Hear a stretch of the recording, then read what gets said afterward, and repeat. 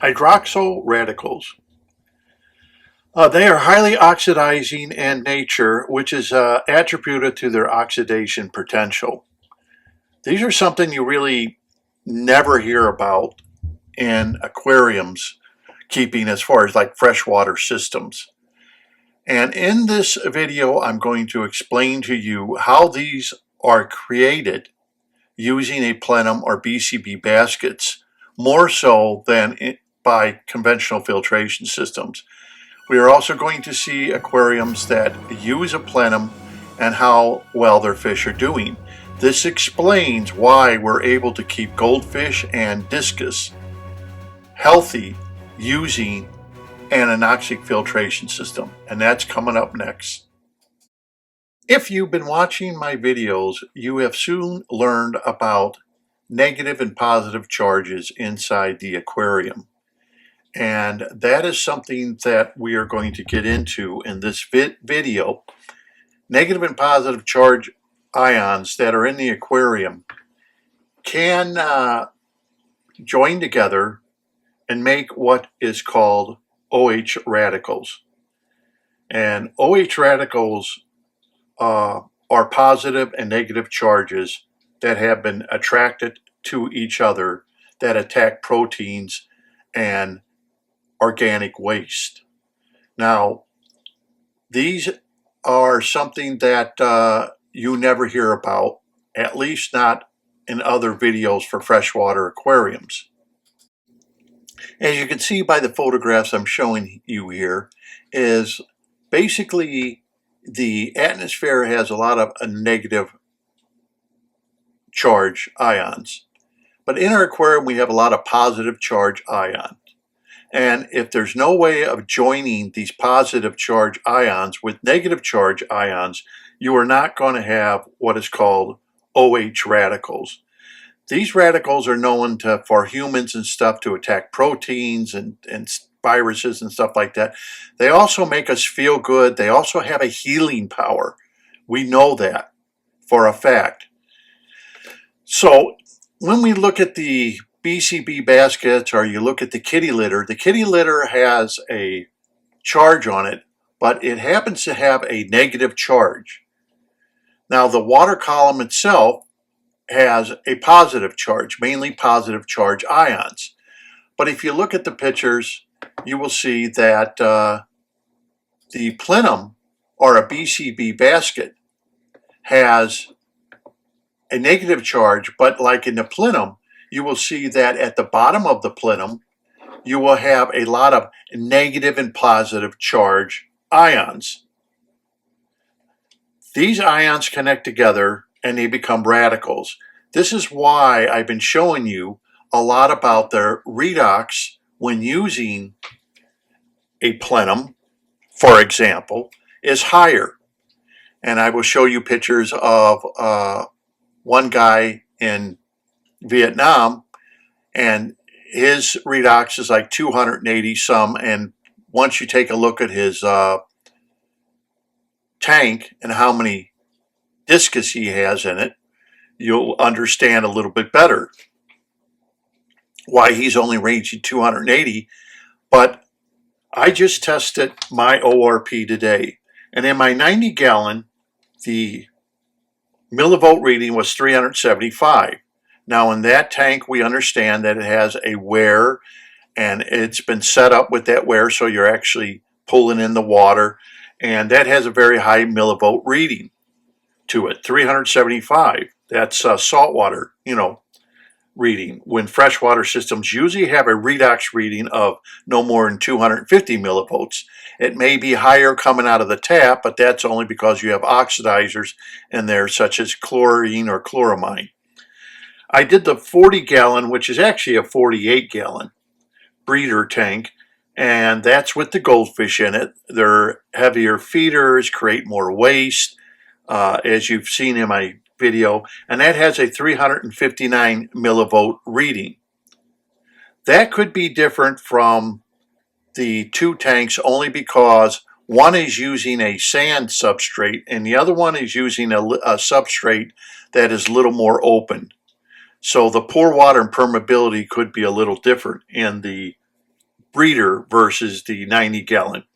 In the 20-gallon, the millivolt reading was 367 millivolts.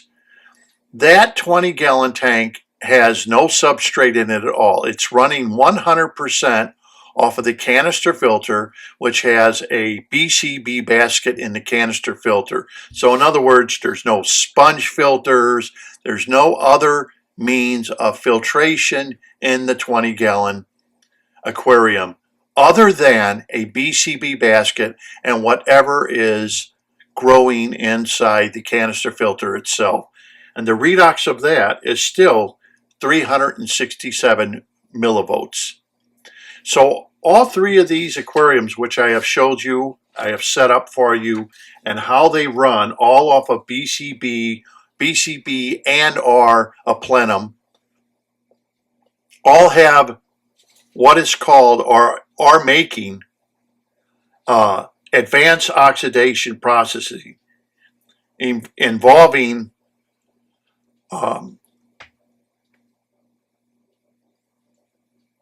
hydroxyl radicals, okay, that are produced in the water. Now, this is something that you never hear about in freshwater system, hydroxyl radicals. And these are also known as OH radicals with positive and negative charges to them that attack proteins and attack organic matter. And this would make sense of why the radicals that are in the aquarium are so high and making such high millivolt readings.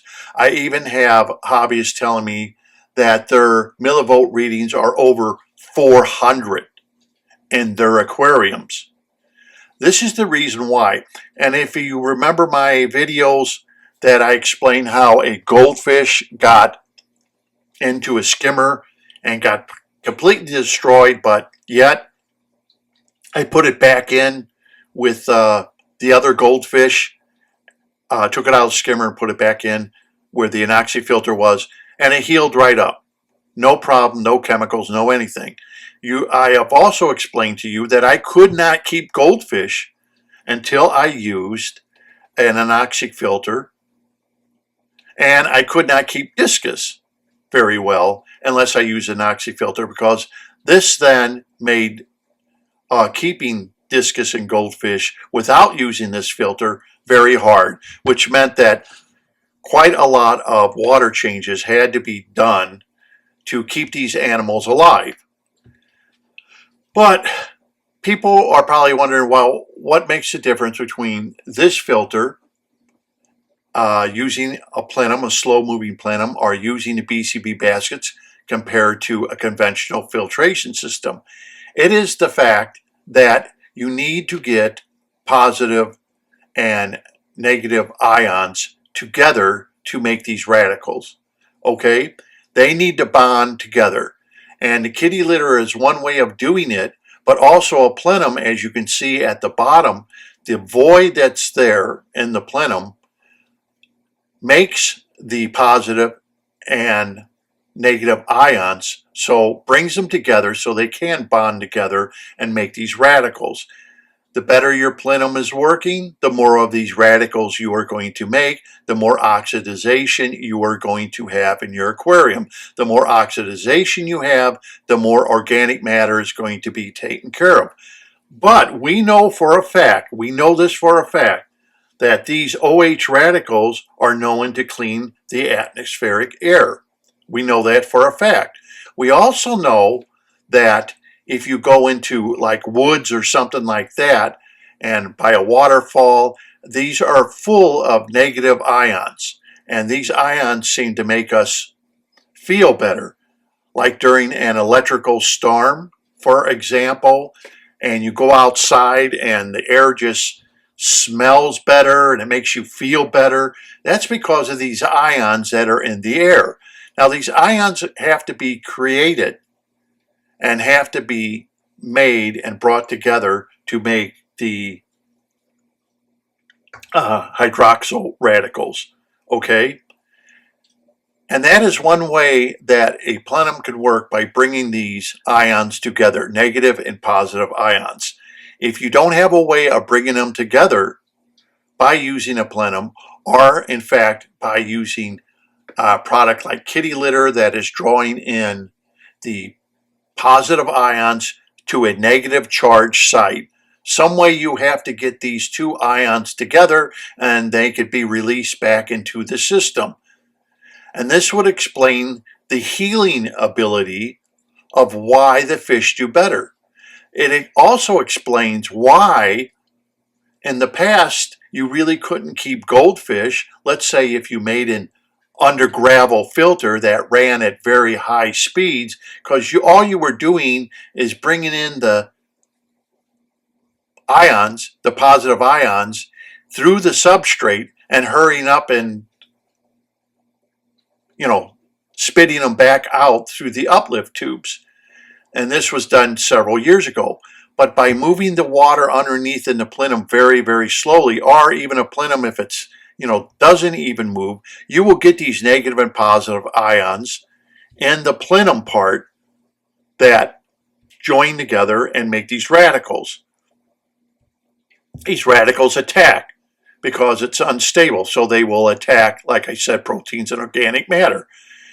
This would make a lot of sense, because why is it that for some reason the discus and goldfish can be kept in these aquariums better than using a conventional system? I think I've explained that in other videos where a woman has complained she did everything right, but yet she couldn't keep her goldfish from getting sick constantly, or had to give them chemicals, or they got dropsy. This is because the lack of radicals in the aquarium. This is something that nobody will tell you. This is chemistry along with microbiology along with aquarium keeping. Because of the fact people do not understand how to make these OH radicals in their aquarium. This is why you are using an anoxic filtration system, to make these radicals that actually heal and benefit the aquatic animals that are in our aquarium. It would explain a lot, like why are the amano shrimp, breeding, and the larvae are swimming around, things like this, why the fish seem to breed very easily in an anoxic filtration versus conventional filtration system. Why water changes aren't being done as much is because if you have these high amount of radicals that are in there, and you have a high oxidization potential of your aquarium, you are soon learning that these are taking care of the insults that are coming into our aquarium. Plus, there is an added benefit that if a fish does get hurt or damaged or has a problem, these will help the fish heal up faster and better. That has been proven that it does work. It works on humans also. The same thing works on humans. So this is nothing new to science, these OH radicals. This is nothing new.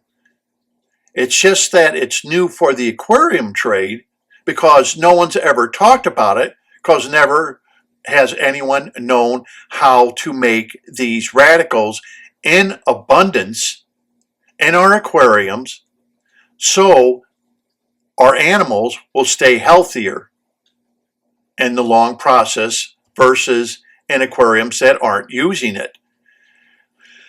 So basically, this is what this whole video is about how these radicals are made by using a plenum, how they're made by using a BCB basket or a bag when the water flows very slowly and you have these negative and positive charges now coming together to make these OH radicals that attack proteins and things like that that are in the water column and help benefit the animal life that's in the aquarium. And this would all make a lot of sense, doesn't it? That why is it we can keep animals like discus better in water that uses an anoxy system versus conventional? Why is it we can keep goldfish healthier in an anoxy system versus conventional filtration system? And why is it that redox is always higher in an anoxy system versus a conventional filtration system? Remember, very high redox at 375, that's more of what our oceans are, 375 millivolts. That is our oceans. We're creating this inside an aquarium without using ozone. And most of the time to get these radicals, you have to use ozone to make these OH radicals, to oxidize insalts that are in our aquarium, like proteins and things like this. So if you can eliminate proteins that the fish give off, if you can eliminate hormones like what goldfish give off and things like that, if you can eliminate these with these OH radicals that are in the aquarium, you will have a healthier pets and a healthier environment for our pets. This is not including any plants that you may put in the aquarium, which, as we know, some plants will even take care of germs and things like that. But these radicals will also attack other problems that our fish have in order to make them healthier. Because what would explain how a goldfish would get so beaten up and destroyed in the skimmer to the point it's just about dead, and yet come 100% recover from its damages without getting fin rot, tail rot, or anything else? What would explain that? High water quality? Well, yes, high water quality goes with these radicals, hydroxyl radicals. And without these, or if the numbers are real low, you are not going to have a process which will keep your animals healthier. And the pictures from all over the world and the information I've been getting from all over the world now on their redox, most people have very high redox of 370 to 410.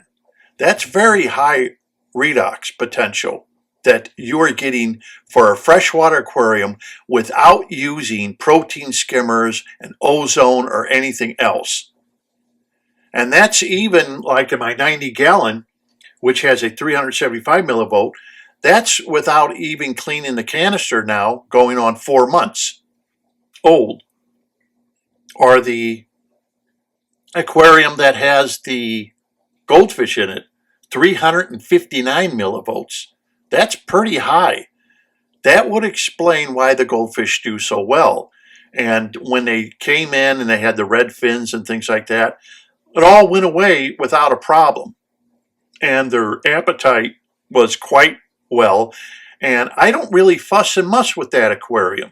I'm purposely trying to grow algae so they can pick on the algae and eat it. And even then, I have to admit, I'm having a little trouble getting the algae to grow in that aquarium, but it is growing, but the lights are on 15 hours a day. And of course, in the 20 gallon, that uses nothing but a BCB basket inside a canister. There are no sponge filters, no undergravel filters, no gravel, no nothing. And that redox was 367 millivolts for that 20 gallon aquarium. So this goes to show you that these radicals are being made in the BCB or a plenum, and it's something that hobbyists need to embrace as part of water chemistry that we must understand. Without you knowing the chemistry behind what is happening and why it is happening, then you're just going to repeat the same mistakes that have been repeated for over 100 years. When people just make, let's say a sponge filter. A sponge filter doesn't make radicals, okay? It just brings in, it does a nitrogen cycle, and as we know, it's not dealing with nitrates, it doesn't deal with phosphates. A sponge filter just brings it in, it makes a nitrogen cycle, it produces nitrates, and it doesn't really join negative and positive ions together, because it is a negative sponge filter with a lot of negative ions in the aquarium water because it's being forced through the sponge so quickly. This doesn't mean it may not produce some radicals, but it's not producing enough radicals, let's say, for example, to do what an anoxic filter can do. Of course, the choice is up to you. You want to continue using a conventional filtration system? You can. You want to use a little bit of chemistry and raise the amount of radicals that you are producing in your aquarium? You also have that choice. That's what these videos are about. So you, the hobbyist, can better understand what you are doing and why you are doing it. So until next time, I hope you understood more about OH radicals of positive and negative charges inside our aquarium and how the anoxic filtration system makes them. So until next time, happy fish keeping, and thank you very much for watching. And I hate to say this, but if you can, please subscribe. It does help with the videos and the content that I'm trying to bring out to you.